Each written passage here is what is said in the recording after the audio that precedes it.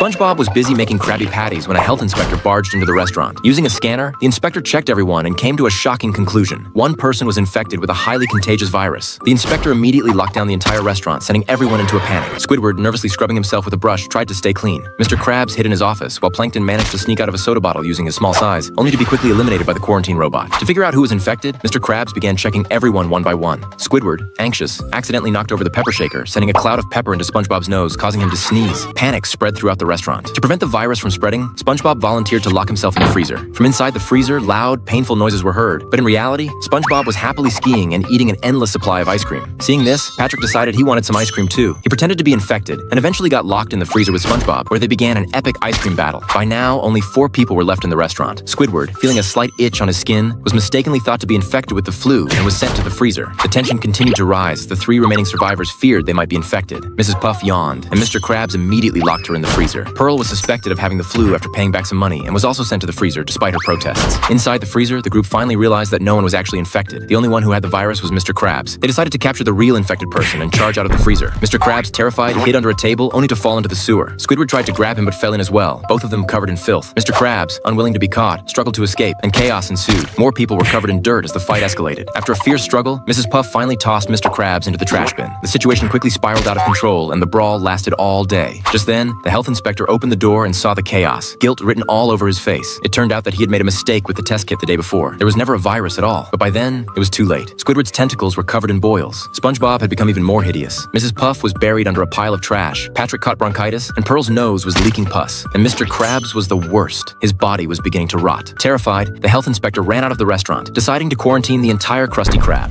SpongeBob suddenly grew a mean-looking face on his back, but when the mean face was finally removed, it ended up taking control of his grandma instead. That day, SpongeBob had plans to hang out with Patrick. He got in line early for the bus, but someone cut in front of him, and he missed the chance to ride with Patrick. Reluctantly, he let Patrick go ahead. Just then, Sandy needed his help with an experiment, and as soon as that was done, Mr. Krab came asking for help too. By the time he finished everything, Patrick had already gone home. SpongeBob lay in bed, feeling sad and wondering if he was just too easy to take advantage of. At that moment, Gary brought him a mean face sticker. The second SpongeBob put it on, he became sharp-tongued and rude. Anyone who spoke to him got snapped back at, and he even yelled at his grandma, mocking her for not knowing how to cross the street. When he went to the Krusty Krab and Mr. Krab asked him to work a 17-hour shift, he demanded overtime pay instead. When Sandy showed off her latest invention, he slapped it out of her hands. Gradually, SpongeBob realized the mean face let him say no to everyone, but it also alienated all his friends. By the time he came to his senses, it was too late. Everyone in Bikini Bottom hated him. Desperate, he went back to Sandy. Luckily, she managed to tear the mean face off and mailed it away. Meanwhile, SpongeBob rushed to apologize to his grandma, but when she turned around, he was horrified to see that the mean face had grown on her instead.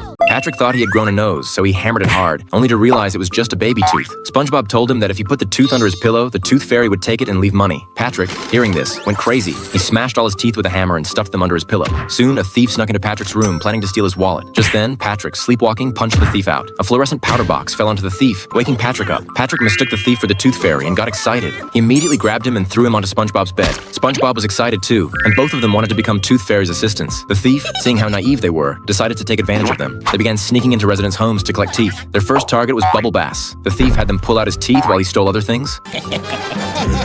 Only the Tooth Fairy gets to laugh like that. Patrick, seeing Bubble Bass's decayed tooth, smashed it with a hammer. Fortunately, Bubble Bass thought he was dreaming. Patrick successfully pulled out the loose tooth. To make up for it, SpongeBob took some money from the thief's bag and placed it next to Bubble Bass. They then moved on to their next target. SpongeBob, struggling, finally pulled out a shark's baby tooth, earning a gold bar as a reward. As they gained more experience, they became more skilled, always using the thief's jewelry as payment. However, their actions attracted the attention of the police. They quickly ran and reached the edge of a cliff. SpongeBob, thinking the Tooth Fairy could fly, pushed the thief off the cliff. Patrick also threw their car down after them. In the end, the two fools had completely messed things up for the thief. Do you know how SpongeBob draws a circle? Well, first I draw his head, then I erase some of the more detailed features, and 1, 2, 3. When Squidward saw it, he was so angry that he crumpled the paper into a ball. SpongeBob thought he was folding paper, so he casually folded a paper model of a sponge riding an octopus. Squidward immediately ripped the paper into shreds. Then, Squidward decided to show off his sculpting skills, giving a light tap to a stone, which instantly shattered. But SpongeBob sculpted a lifelike figure. Squidward was shocked, but he still insisted it wasn't art, that it had to be done according to the rules in the book. Heartbroken, SpongeBob felt he wasn't fit to learn art, thinking he should just go to the trash heap. But I did deserve that.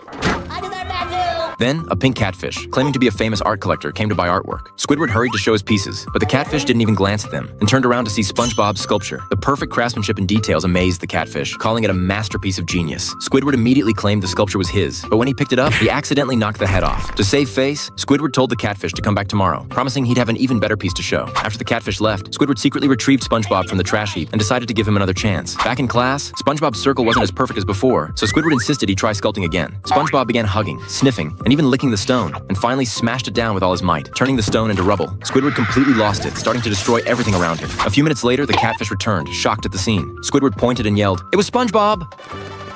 You, sir, are the greatest artist who ever lived! Do you know why Mr. Krabs loves money so much? It's because he grew up in a poor family, and his clothes were made out of cardboard. Seeing other kids driving fancy cars made him realize just how important money was. One day, Mr. Krabs shared his childhood story with SpongeBob. Surprisingly, he and Plankton were childhood friends, carefree and happy as kids. When they started elementary school, Plankton got picked on a lot because he was small. Mr. Krabs stood up for his friend, but instead of getting an apology, they were humiliated even more. Being poor meant their clothes were hand-me-downs from neighbors, and when those ran out, Mr. Krabs had to make do with cardboard outfits. One day, Mr. Krabs spotted something shiny on the ground. Money. He didn't know what it was for, but Plankton explained that money could be used to buy things. So, Mr. Krabs bought a balloon and tied it to Plankton. Back then, Bikini Bottom had only one burger joint. Even though the burgers didn't taste great, kids loved going there. The owner was usually friendly, but the moment he saw Mr. Krabs and Plankton's tattered clothes, he turned cold and tried to kick them out. Later, that same owner suddenly struck it rich and started driving a fancy car, enjoying the high life, which made Mr. Krabs value money even more. An idea sparked in his mind. If he made better burgers, he could make a fortune. The two of them started their own business, but with no money to rent a shop or buy kitchen equipment, they scavenged an old building from the junkyard and officially began developing the Krabby Patty.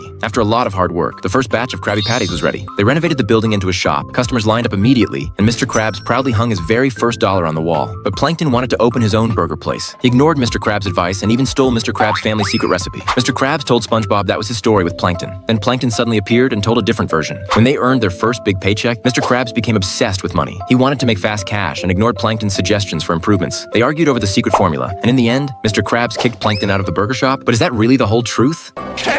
Did you know Gary has a special ability? He can suck up money. SpongeBob worried this might make him uncomfortable, but Mr. Krabs didn't care at all as long as it filled his own pockets. To drain Gary dry, he kept coming up with excuses to take him away from SpongeBob. Before long, all the customers' money was gone. Hey, what are you doing with my change? Your change? Anything on the floor be fair game. And Mr. Krabs' pockets were stuffed to the brim. Angry customers stormed out, so he simply closed the Krusty Krab and took Gary out to the streets to keep collecting cash. But Gary gradually started losing control, even sucking coins out of parking meters. He was reaching his limit, and no amount of threats could make him stop. Just then, SpongeBob appeared. Mr. Krabs pretended they were just playing, but Gary was crying for help, something SpongeBob didn't notice. Next, Mr. Krabs disguised Gary as a pregnant mom and brought him into an arcade. Surrounded by piles of coins, Gary completely lost his mind, imagining himself a millionaire. But when Mr. Krabs tried to pull him out, Gary's abilities suddenly stopped. SpongeBob immediately saw through his scheme. Then Gary went out of control again, sending all the customers' coins flying into the air. Instantly, the coins poured toward him like a flood. SpongeBob was stunned by the sight, while Mr. Krabs' eyes lit up as he dove into the pile of money, oblivious to the danger. In the end, he was buried under a mountain of coins and rushed to the hospital. The doctor explained that Gary could suck up money because he had accidentally swallowed a magnet. Looking at the sky-high medical bill, Mr. Krabs felt a chill, but then he breathed a sigh of relief when he realized the money he had hoarded earlier was just enough to cover it.